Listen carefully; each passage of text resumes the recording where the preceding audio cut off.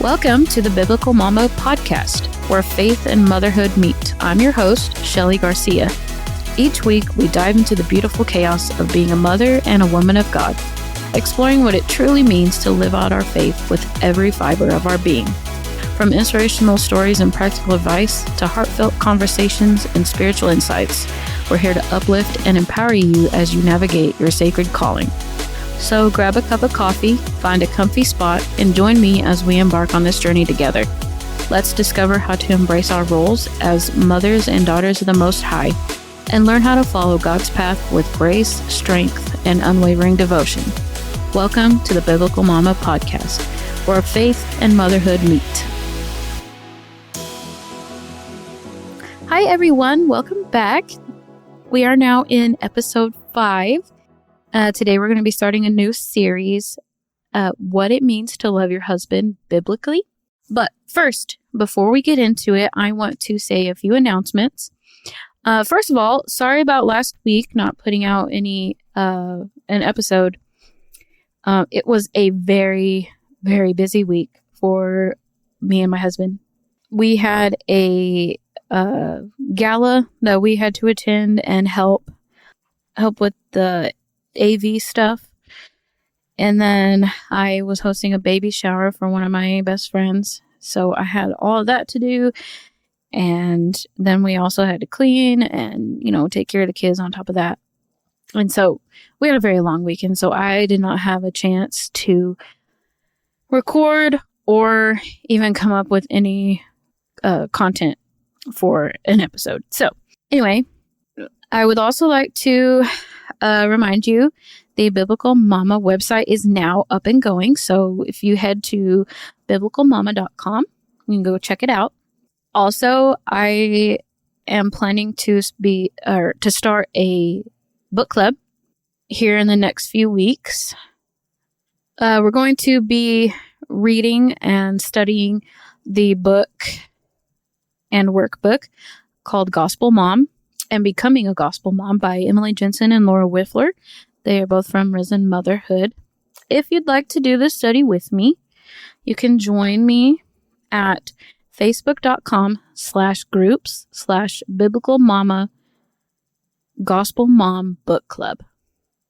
Or just let me know and I'll add you in. You can leave a comment, send a message, however way you want to get a hold of me. The book came out on October 15th. You can order it really anywhere where you get books. The link will be in the show notes to learn more about their books, which is risenmotherhood.com/gospelmom. So then this series is, which I already said, what it means to love your husband biblically. I'm not exactly sure how many series we're going to have in this, but it's probably going to be a long one. At least a 4-part series. So, what does it mean to love your husband biblically? First of all, we need to start with biblical foundations. 1 Corinthians 13:4-8 establishes what love means. Okay, so I'm going to read that real quick. This is the ESV version. Love is patient and kind. Love does not envy or boast. It is not arrogant or rude. It does not insist on its own way. It's not irritable or resentful. It does not rejoice at wrongdoing, but rejoices with the truth. Love bears all things, believes all things, hopes all things, endures all things. Love never ends. This word love in Greek is the word agape, which means unconditional love. It is separate from the Greek eros, which is a sexual love, and the Greek philia, which is a friendship love. So just keep that in mind while we're talking about love. It's the word agape, which means unconditional love. So I'm going to go verse by verse with this and break it down and really dig deep into what exactly love is. Okay? Verse 4, love is patient. Patience in this context means being slow to anger and willing to endure difficult situations or people without frustration or retaliation. It's the ability to endure challenges and setbacks with a calm and gracious attitude.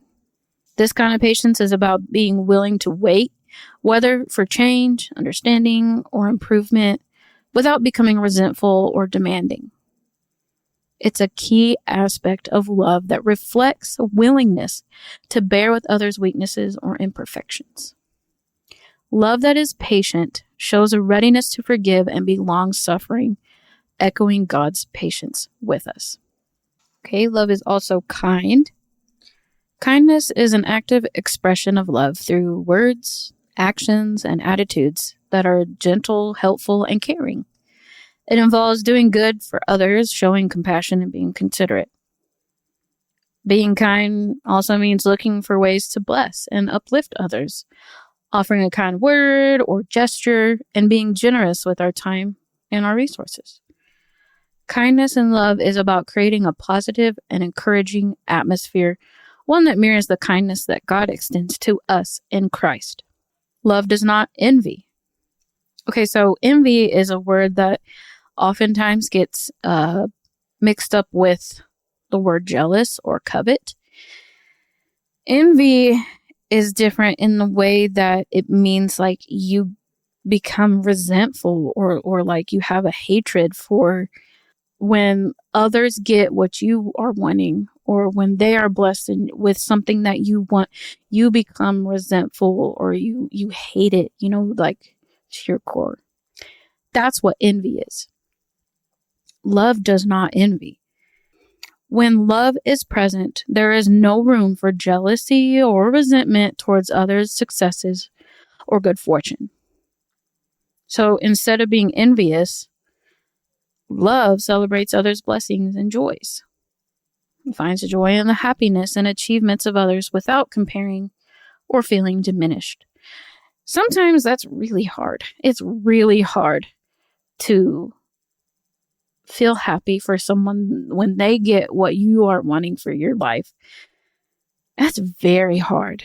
But, Christ has that kind of love for us. God has that love for us. Jesus isn't envious of us. He was never envious of us that we get to live a life, doing whatever, sinning and all that. Not that it's a good thing, but Jesus was never envious about when others got something, or that, everyone else didn't have to die, but he did. No, he wasn't envious. Because why? Because God is love, and love does not envy. This aspect of love challenges us to rejoice with those who rejoice and to be genuinely happy for others without comparing ourselves to them. That's so hard to do, but you just got to remind yourself, hey, you need to be happy for these people because you love them. Christ loved us. We need to love them. Now, love does not boast. Boasting is the opposite of envy. While envy is resenting other people's success and what they get, everything that they get that you want, boasting draws attention to one's own achievements and successes, seeking praise and recognition, like, ooh, look at me, look what I did. I did all this. I'm a worship leader. I'm amazing. I'm a perfect Christian, all that. No, that's what boasting is. Or look at me. I got my doctorate in biblical studies or whatever. That's boasting. Love does not boast. True love is humble and does not seek to elevate itself over others. It doesn't flaunt accomplishments or use them to make others feel inferior. Love that is not boastful focuses on building others up rather than drawing attention to oneself. Recognizing that love seeks the good of others before oneself. Love is not arrogant. What does arrogance mean? Arrogance involves having an inflated sense of self-importance and looking down on others. So basically, it's like thinking about yourself, oh, I'm better than this person. It's prideful, dismissive of others' feelings, needs, or worth. So basically, you're like, I'm better than you. You don't mean anything. I don't care about your feelings or what you need. Love, by contrast, is humble. Just like we said a little bit ago, love is humble. It sees others as valuable, treating them with respect and care. It doesn't think of itself as better than others, but values and honors them. This kind of humility is a core characteristic of love because it fosters healthy, respectful relationships where each person feels valued and appreciated. Isn't that what you want in a relationship? Like, you don't want somebody to be arrogant and make you feel like, a piece of junk. Like you're just know nothing over on the side of the street, whatever. No. For one, that's not true friendship or true love at all. Two, it makes you feel like nothing. Like you're next to a piece of trash to them. We don't want to feel like that, so we don't need to treat others like that because we want to feel appreciated and that we want to feel valued. And Jesus does that for us. He's not arrogant. He loves us with humility. Okay, moving on to verse 5. It is not rude. Love is not rude. Being rude, we all know what being rude means, right? Behaving in a way that's disrespectful, inconsiderate, or lacking in courtesy. When Paul says that love is not rude, he emphasizes that love is considerate of others' feelings, needs, and perspectives. This kind of goes along with not being arrogant, right? You think about what other people, what their feelings are, what their needs are, what they want, right? Love shows respect, treats others with dignity, even in difficult situations. It avoids acting in ways that might embarrass, hurt, or dishonor others. In practical terms, this means that love involves being polite, gentle in words, and mindful of how our actions affect those around us. It does not insist on its own way. This phrase means that love is not selfish or demanding. It doesn't prioritize its own desires, preferences, or needs above those of others. Instead of being stubborn or self-centered, love is willing to compromise and put others first. It seeks to understand and serve rather than to dominate or control. So basically, it's kind of putting yourself second. It's not like my way or the highway. Okay? It's putting yourself second behind what other people's needs are, their own desires and everything. Think about others first. Put yourself second. And, in relationships, this quality of love, it fosters a spirit of cooperation and mutual respect. It encourages, people to seek what is best for others rather than just, pursuing your own interests. Love is not irritable. Irritability refers to being easily annoyed, quick-tempered, or short with others. When Paul says that love is not irritable, he means that love does not get easily frustrated or angry with others. I just have to say, this one is very, very hard to do, I believe, for most people. We all get annoyed, right? Especially when we're driving. Everybody got that road rage.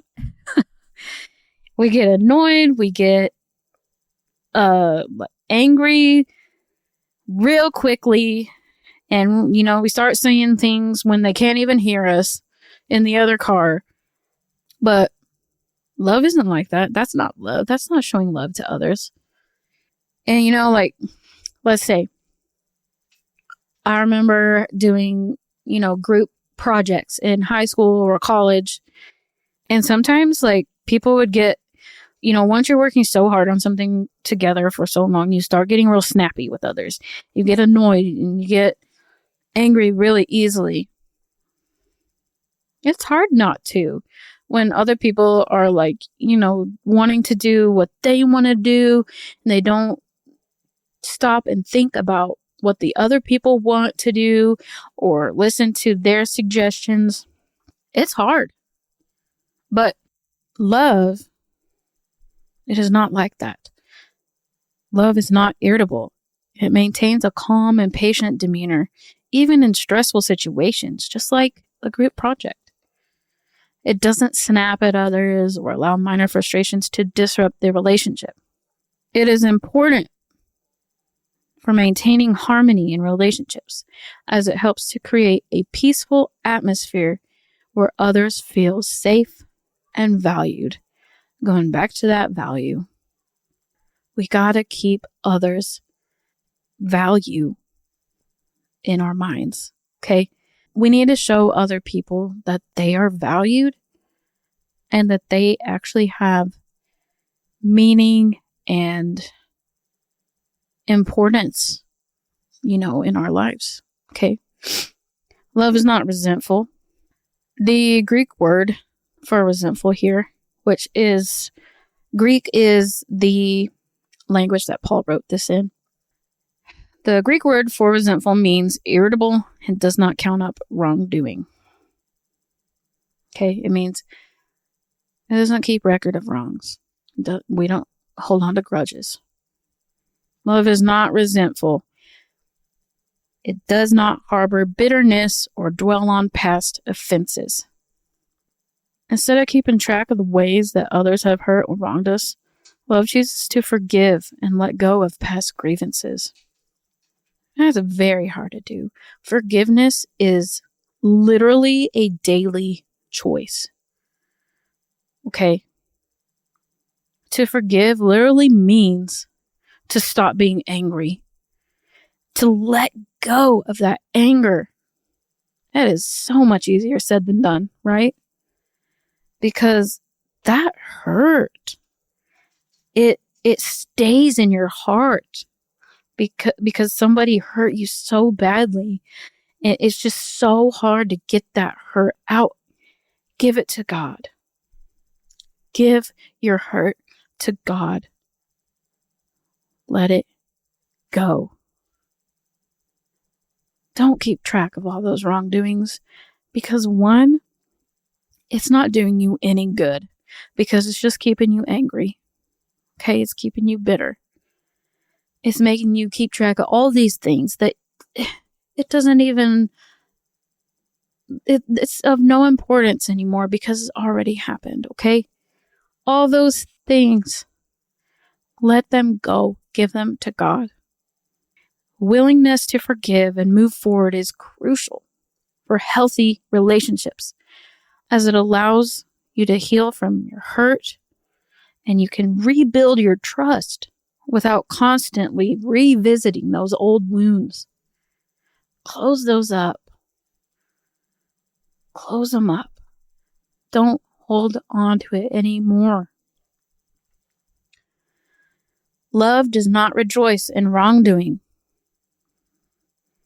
Other versions say love does not rejoice in sin or evil. Okay? This phrase means that genuine love does not take pleasure in wrongdoing, injustice, or sin. It's not happy when others are hurt, when sin occurs, or when there is suffering. True love cannot find joy in anything that is against God's will or that causes harm to others.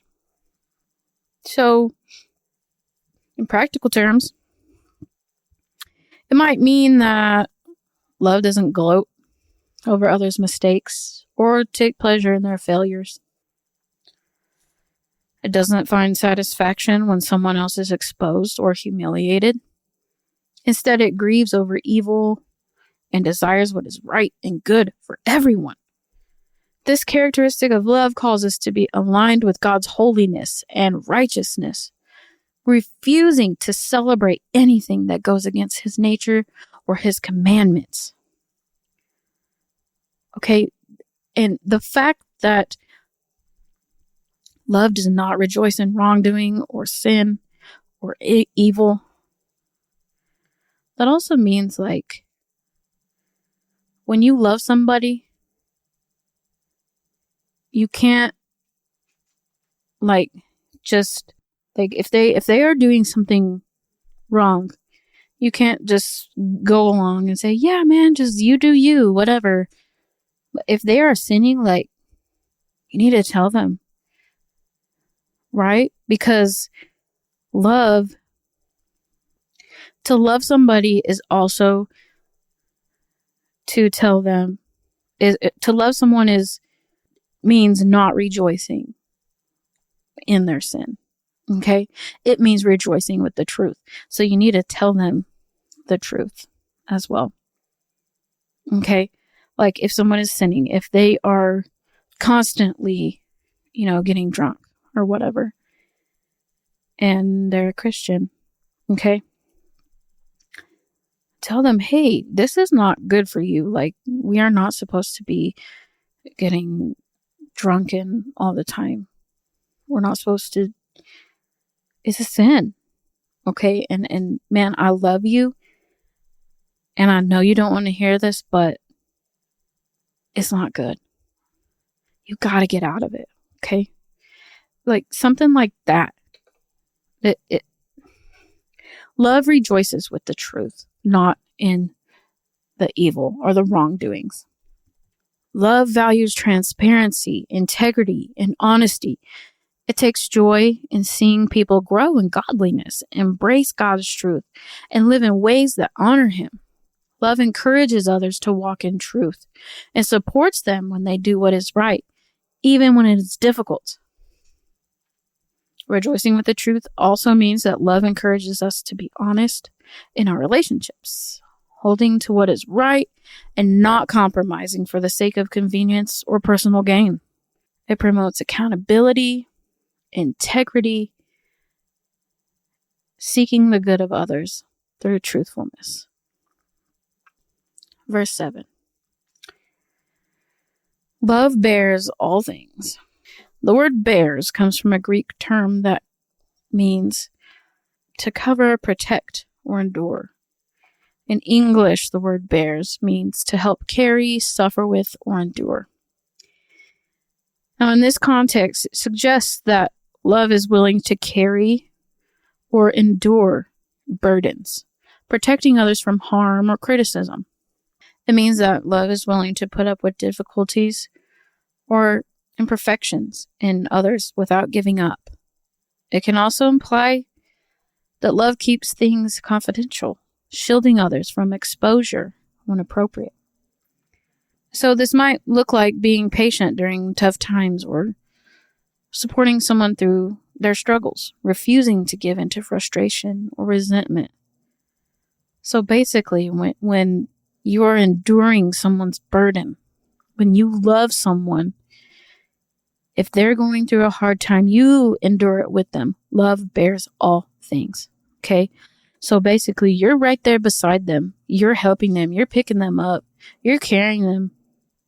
You're saying, hey, we're going to get through this. I'm not going to get angry at you. We're going to get through your struggle. And I'm going to help you when it gets hard. We're going to look to Jesus. We're going to pray. We're going to get through this because I love you. Love believes all things. It means that love chooses to believe the best about others, giving them the benefit of the doubt whenever possible.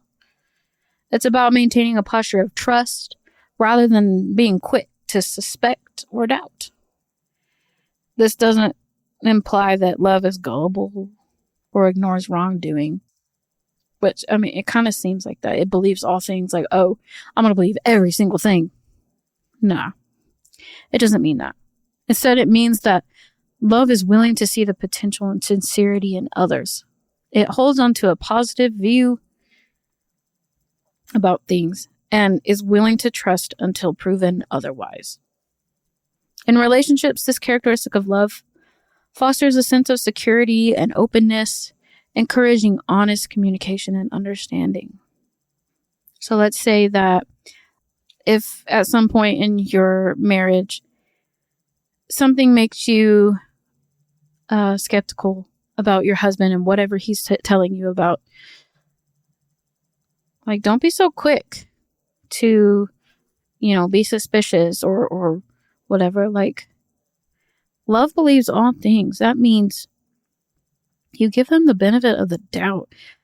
Okay? Be willing to see their potential and the sincerity in them.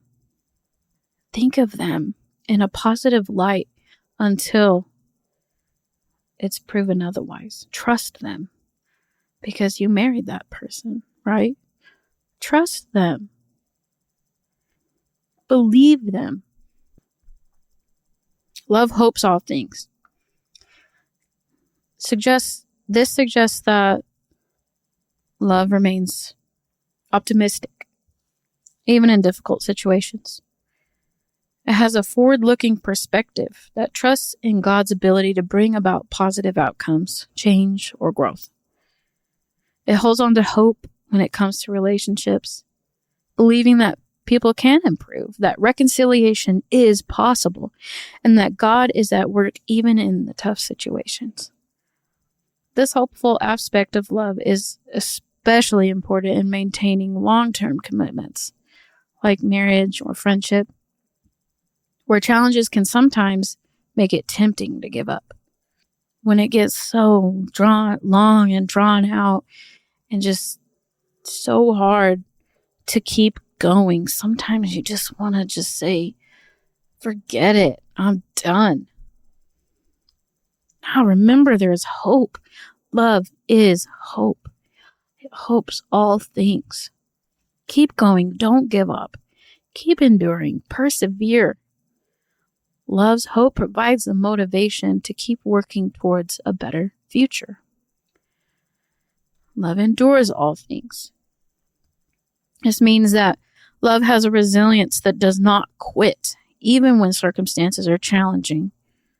It's steadfast, continuing to love and support others through hardships, trials, and suffering. This endurance speaks to the long-term commitment that love requires.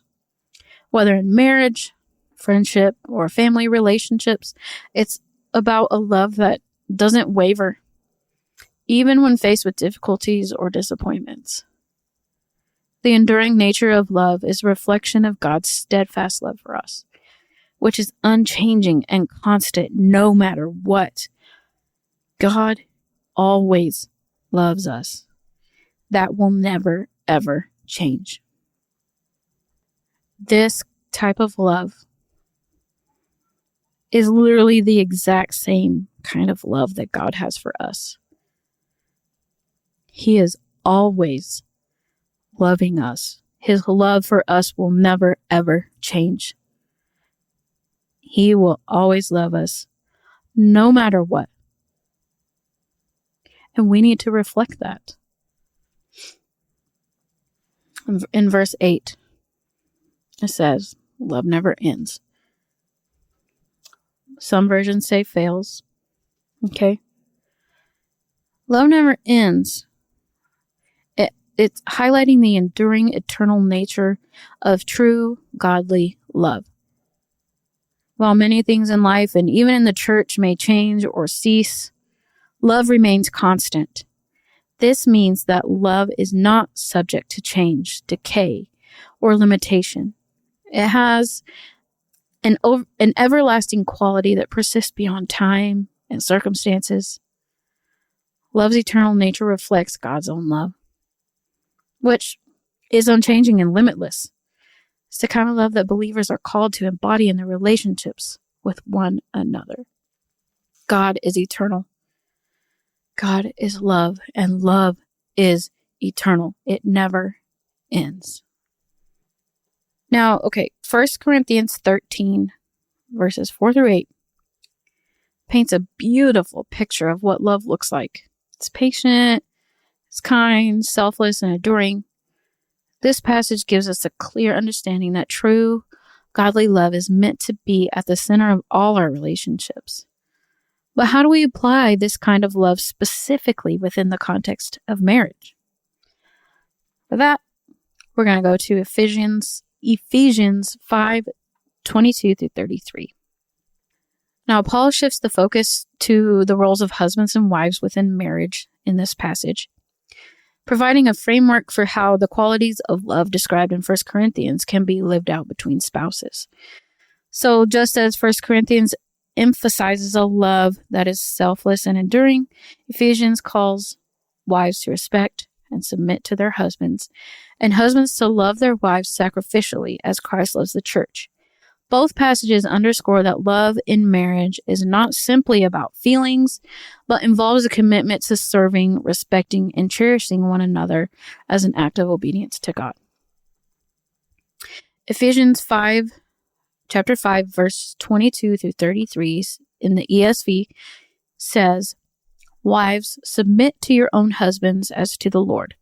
For the husband is the head of the wife, even as Christ is the head of the church, his body, and is himself its Savior. Now, as the church submits to Christ, so also wives should submit in everything to their husbands. Husbands, love your wives, as Christ loved the church and gave himself up for her, that he might sanctify her, having cleansed her by the washing of water with the word, so that he might present the church to himself in splendor, without spot or wrinkle or any such thing, that she might be holy and without blemish. In the same way, husbands should love their wives as their own bodies. He who loves his wife loves himself. For no one ever hated his own flesh, but nourishes and cherishes it, just as Christ does the church, because we are members of his body. Therefore, a man shall leave his father and mother and hold fast to his wife, and the two shall become one flesh. This mystery is profound, and I am saying that it refers to Christ and the church. However, let each one of you love his wife as himself, and let the wife see that she respects her husband." Okay, so again, just like we did with 1 Corinthians 13, we're going to dig into this. We're going to go verse by verse, okay? Verse 22, "Wives, submit to your husbands as to the Lord." This word submit is not about blind obedience or inferiority like it is now in society these days. It's a very feminist definition of the word submit now is what is being taught around the world, okay? But this word, submit, in Greek is hupotasso. I hope I'm saying that right. That means to get under and lift up, okay? This word submit is rooted in love, respect, and a mutual desire to honor God within the marriage. So if you think about it, we're comparing how the church is to Christ, right? As how wives are to their husbands, okay? Now the church gets under and lifts up Christ, okay? We praise him, we thank him, we love him, we lift him up. And we need to mirror that with our husbands. This verse introduces the idea of submission for wives, meaning to respect and recognize the role of their husbands as leaders in the marriage. This submission is voluntary and mirrors a willingness to follow leadership, just as believers submit to Christ. It's important to understand that submission here does not imply inferiority or a lack of value. Rather, it's about order and respect in the marriage relationship. Verse 23, "For the husband is the head of the wife, even as Christ is the head of the church, his body, and is himself its Savior." Okay, in this verse, Paul draws a parallel between the husband's role in marriage and Christ's role as the head of the church. Just as Christ lovingly leads and cares for the church, the husband is to lead and care for his wife. He emphasizes the husband's responsibility to provide spiritual guidance, protection, and care reflecting Christ's sacrificial love for his followers. Verse 24. Now, as the church submits to Christ, so also wives should submit in everything to their husbands. This verse builds on the analogy of the church's submission to Christ. It suggests that wives should adopt a similar attitude of willing and respectful submission to their husbands. This doesn't mean a wife should obey her husband if he asks her to act contrary to God's will. Rather, it emphasizes a spirit of cooperation and respect. Verse 25. Husbands, love your wives, as Christ loved the church and gave himself up for her. Now Paul shifts focus to husbands, calling them to a high standard of love. Husbands are commanded to love their wives in the same self-sacrificial way that Christ loves the church. This love involves putting the needs and well-being of their wives first, even to the point of laying down their lives if necessary. It is a call to nurture, cherish, and protect. Verses 26 and 27, that he might sanctify her, having cleansed her by the washing of water with the word, so that he might present the church to himself in splendor, without spot or wrinkle or any such thing, that she might be holy and without blemish. Here, Paul is explaining that Christ's love for the church includes a desire for her spiritual growth and purity. And so by analogy, a husband's love for his wife should aim to support her spiritual well-being and growth. This means encouraging her in her faith and creating an environment where she can thrive spiritually. The washing of water with the word refers to spiritual cleansing, which could symbolize baptism or the purifying power of God's word. Verse 28, in the same way, husbands should love their wives as their own bodies. He who loves his wife loves himself. This verse emphasizes the unity between a husband and wife in marriage. Just as a person takes care of their own body, a husband should take care of his wife, treating her with the same care and concern. Loving one's wife is seen as loving oneself because in marriage, husband and wife become one flesh, which Paul is referring back to Genesis chapter 2, verse 24. Therefore, a man shall leave his father and his mother and hold fast to his wife, and they shall become one flesh. Verse 29. For no one ever hated his own flesh, but nourishes and cherishes it, just as Christ does the church. So here Paul is using an analogy of caring for one's own body to illustrate how a husband should care for his wife. Just as people instinctively take care of themselves, husbands are to care for their wives with love and concern. He's basically just restating what he said in verse 28. This nurturing care is like the way that Christ cherishes the church, providing for its growth and well-being. Verse 30, because we are members of his body. This verse emphasizes the close relationship between Christ and believers, who are described as members of his body. In the context of marriage, it suggests that the deep connection between Christ and the church should inspire a similar closeness and care between husbands and wives. Verse 31, therefore a man shall leave his father and mother and hold fast to his wife, and the two shall become one flesh. Okay, so back in verse 28, I was talking about Genesis chapter 2, verse 24. Here, Paul actually quotes it. He quotes it word for word. And he's using it to describe the union of marriage, the one flesh relationship highlights the deep, intimate bond between husband and wife, where they become inseparably united in body, mind, and spirit. This represents the creation of a new family unit with the husband and wife forming a strong partnership. Verse 32, this mystery is profound, and I am saying that it refers to Christ and the church. Paul reveals that the relationship between a husband and wife is a mystery that points to the relationship between Christ and the church. The marriage relationship is meant to reflect the deep love, unity, and sacrifice that exists between Christ and his followers.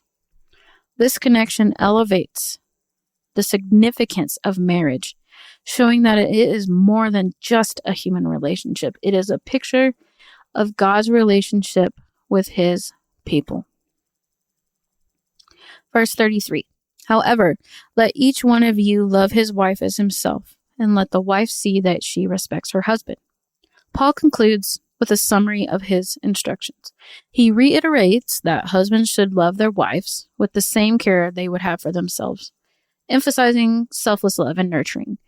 Wives, on the other hand, are called to respect their husbands, recognizing their leadership role and supporting them in love. This mutual love and respect form the foundation of a healthy Christian marriage. So, in conclusion, both 1 Corinthians chapter 13 and Ephesians 5, verses 22 through 33 offer profound insights into what it means to love within the context of marriage. 1 Corinthians 13 emphasizes the characteristics of true love, patience, kindness, selflessness, perseverance. It reminds us that love is not just a feeling, but it's also a commitment to act in ways that reflect the heart of God. This love is the foundation of any Christian relationship and is especially crucial in the marriage bond. And in Ephesians 5, 22 through 33, Paul provides a vision of marriage where mutual love and respect between husbands and wives mirror the relationship between Christ and the church. Wives, we are called to respect and support our husbands, just like the church submits to Christ, just like we submit to Christ. We are called to submit to our husbands.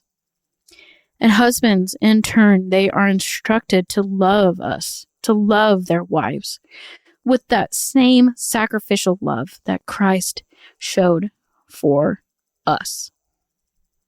Together, these passages create a beautiful picture of a marriage that honors God, one where both partners strive to love selflessly, support each other's growth, and reflect God's love to the world. In our next episode, we'll dive deeper into how wives can mirror the way that the church loves Christ in their relationships with their husbands. We'll explore practical ways to express this love through respect, support, and devotion. Just as the church honors Christ's leadership and follows his guidance with trust and reverence, we'll look at how we can apply these principles in our own marriages. Join us as we uncover how this dynamic can create a stronger, more Christ-centered marriage where both partners thrive in their God-given roles. It's going to be an encouraging and insightful discussion that you won't want to miss. Once again, thank you for joining me today. Remember, you are deeply loved and cherished by God, and your faith journey is a beautiful testament to his grace. As you go through your week, may you walk in his wisdom and shine his light in all that you do. Don't forget to subscribe on Facebook, Instagram, TikTok, and YouTube so you can be notified about each release and all updates. Until next time, stay blessed and keep growing in his love.